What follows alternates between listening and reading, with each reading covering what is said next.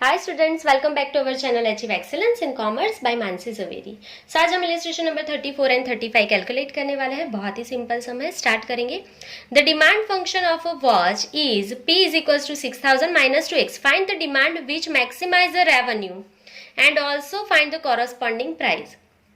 ठीक है, सो maximise revenue मतलब आपको थर्ड स्टेप कैलकुलेट करना है, लास्ट में प्राइस भी फाइंड करना है, मतलब फोर्थ स्टेप में आपको प्राइस फाइंड कर लेना है। ठीक है, तो यहाँ पे रेवेन्यू फंक्शन फाइंड करना है, तो आपका स्टेप नंबर 1 यहाँ पे क्या होगा, मिस्टेक नहीं करना है, अच्छे से समझ लो। आपको यहाँ पे रेवेन्यू फंक्शन फाइंड करना है, तो फर्स्ट स्टेप आपका क्या होगा, स्टेप नंबर 1 आपका क्या होगा, dr अपॉन dx। तो उसके लिए आपको r चाहिए, तो आप सब में चेक कर लो, आपको r दिया ही नहीं है, तो R नहीं दिया है तो R फाइंड कर लेंगे। क्या करेंगे, R नहीं है तो R फाइंड करना पड़ेगा, तो ही समझ जाएगा।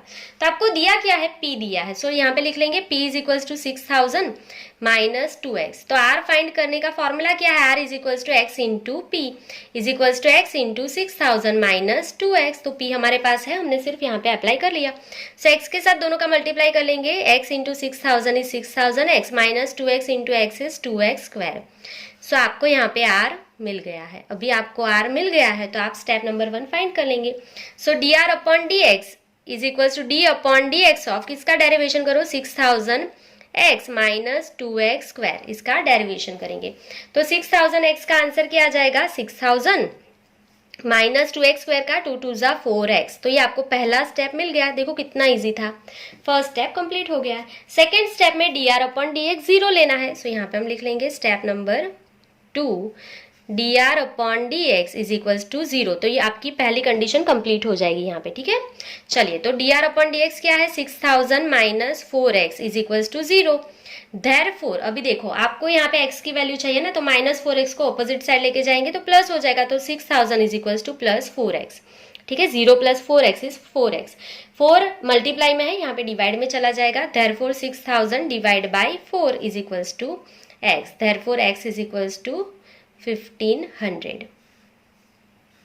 तो सेकेंड स्टेप में आपको x की वैल्यू मिल गई है। अभी सिंपली आप थर्ड स्टेप कैलकुलेट कर सकते हो, बहुत ही सिंपल है। सो स्टेप नंबर 3 आपका क्या है, यहाँ पे सेकेंड डेरिवेशन करना, तो इसका सेकेंड डेरिवेशन करेंगे d square r upon dx square. चलो, तो 6000 का आंसर क्या हो जाएगा, 0 माइनस 4x का माइनस 4 हो जाएगा, तो 0 माइनस 4 आंसर इज माइनस 4। तो आपको सिर्फ यहाँ पे एक स्टेप लिख देना है, putting x is equals to, अगर यहाँ पे x होता ना तो अप्लाई करते इसके लिए, putting x is equals to 1500। तो यहाँ पे तो x है ही नहीं, तो आंसर क्या आएगा, माइनस 4 ही आएगा। And minus 4 is less than 0, minus 4 is less than 0। अगर ये लेस देन आ गया, d square r upon d x square, ये लेस देन 0 आ गया, मतलब आपको यहाँ पे जो है रेवेन्यू मैक्सिमाइज हो गया, मतलब मैक्सिमम रेवेन्यू की वैल्यू मिल जाएगी यहाँ पे। तो आपको सिर्फ यहाँ पे क्या एक नोट लिख लेना है, therefore we get maximum revenue at x is equals to 1500। अगर आपका x 1500 है तो आपको मैक्सिमम रेवेन्यू मिल जाएगी, क्योंकि ये सेकंड कंडीशन कंप्लीट हो गई है।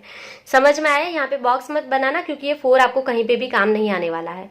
ये सिर्फ सेकंड कंडीशन वेरीफाई करने के लिए होता है। ठीक है, ये लेस देन आ गया है, मतलब मैक्सिमम रेवेन्यू आपको मिल जाएगी। रेवेन्यू का हर बार मैक्सिमाइजेशन ही होता है। तो सेकंड कंडीशन कंप्लीट हो गई, तो अभी सिर्फ आपको प्राइस फाइंड करना है।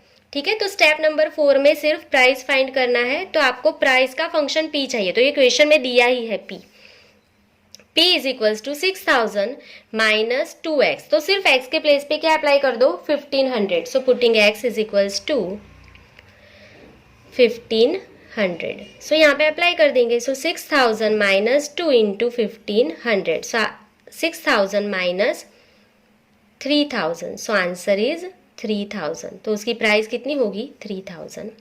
सो दैट्स इट, आपका सम 4 मार्क्स का कंप्लीट हो गया। देखो कुछ भी डिफिकल्ट नहीं था, इतना कैलकुलेशन करने से 4 में से 4 मार्क्स आपको मिल जाएंगे। बहुत ही सिंपल है सम। चलो, आई गेस आपको ये समझ में आ गया है, कोई भी आपको डाउट नहीं होगा। अगर डाउट है तो कमेंट सेक्शन में कमेंट कर दो, और अगर डाउट नहीं भी है तो भी कमेंट सेक्शन में कमेंट कर देना कि ये जो सम है आपका क्लियर हो गया है। चलिए, अभी लास्ट इलस्ट्रेशन देख लेंगे, illustration number 35। If the production cost function for a producer is C is equals to 100 plus 015x², मतलब c आपको दे दिया है, यहाँ पे c दिया है, and revenue function r is equal to 3x, मतलब c एंड r दिया है। Then find the profit function. देखो उसने क्या किया, क्वेश्चन में प्रॉफिट फंक्शन पूछ लिया, मतलब स्टेप नंबर 1 क्या होगा, प्रॉफिट फंक्शन क्या होता है, dp अपॉन dx, ये फाइंड करना है। पर उसने r दिया revenue function and cost function c दिया, प्रॉफिट का फंक्शन p तो दिया ही नहीं। आगे भी पढ़ लेंगे, how many unit should be produce, तो यूनिट्स पूछा है, मतलब आपको थर्ड स्टेप तो कंप्लीट करना ही करना है। उसके बाद produce by the producer for maximum profit, तो मैक्सिमम प्रॉफिट के लिए कितने यूनिट्स आपको चाहिए वो ही पूछा है, मतलब थर्ड स्टेप तक ही कंप्लीट करना है, फोर्थ स्टेप नहीं आएगा। उसने पूछा ही नहीं कि मैक्सिमम प्रॉफिट कितना होगा, ये नहीं लिखा ना कि also find the maximum profit, तो फोर्थ स्टेप आप कैलकुलेट नहीं करेंगे। समझ में आया, 3 स्टेप तक ही सम कंप्लीट हो जाएगा। तो बहुत ही इजी सम है, कुछ भी नहीं करना है आपको, सिर्फ पी चाहिए, पी नहीं दिया है तो वो फाइंड करना पड़ेगा। तो एक साइड यहाँ पे हम एक लाइन ड्रॉ कर रहे हैं क्योंकि पी नहीं दिया है। तो पी का फॉर्मूला मैंने आपको सिखाया था, तो इनकम में से एक्सपेंस माइनस कर दो तो प्रॉफिट मिल जाता है। तो इनकम को हम क्या बोलते हैं, रेवेन्यू आर, एंड एक्सपेंस को क्या बोलते हैं स्टेटिस्टिक्स में, कॉस्ट सी। तो आर में से सी माइनस कर दो, आर भी है सी भी है, माइनस कर दो तो प्रॉफिट मिल जाएगा। बहुत ही सिंपल है। तो आर हमारा क्या है 3x माइनस सी, तो ब्रैकेट में लिखेंगे, माइनस करना है इसके लिए 100 प्लस 0.015x²। तो 3x में से ये माइनस कर दो तो आपको क्या मिल जाएगा, प्रॉफिट फंक्शन पे मिल जाएगा। सो 3x minus 100 minus plus minus 0.015x², ठीक है, ये मिल गया।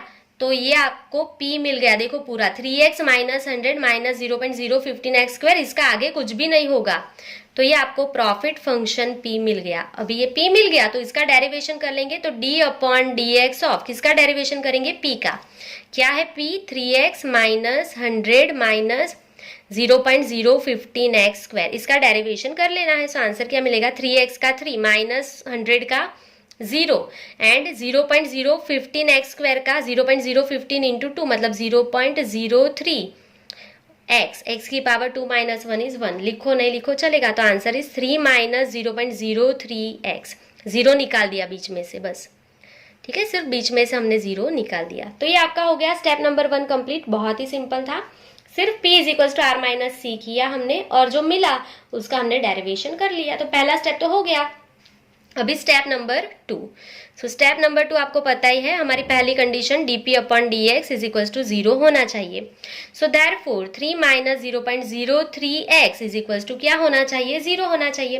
तो 0.03x ऑपोजिट साइड लेके जाएंगे तो प्लस हो जाएगा, तो 3 is equal to 0.03x, 0 plus 0.3x, तो ये 0.03x आएगा, 0 में ऐड करेंगे तो। सो देयरफॉर 3 मल्टीप्लाई में है, डिवाइड में चला जाएगा, 3 divide by 0.03 is equals to x, so therefore x is equals to 100। तो सेकेंड स्टेप आपका कंप्लीट हो गया है, आपको x की एक वैल्यू यहाँ पे मिल गई है, बहुत ही सिंपल था। चलिए अभी स्टेप नंबर 3 कैलकुलेट करेंगे, 3 स्टेप तक का ही सम है आपका।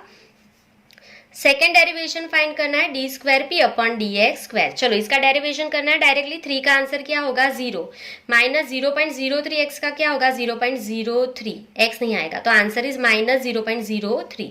सेकेंड डेरिवेशन आपको मिल गया है, सिंपली एक लाइन लिख लेना है, putting x is equals to x के प्लेस पे क्या अप्लाई करना है 100, अगर यहाँ पे x होता तो 100 अप्लाई करते, पर है ही नहीं तो आंसर यही आएगा माइनस 0.03। तो माइनस 0.03 इज लेस देन 0, मतलब d² upon dx² is less than 0 आ गया।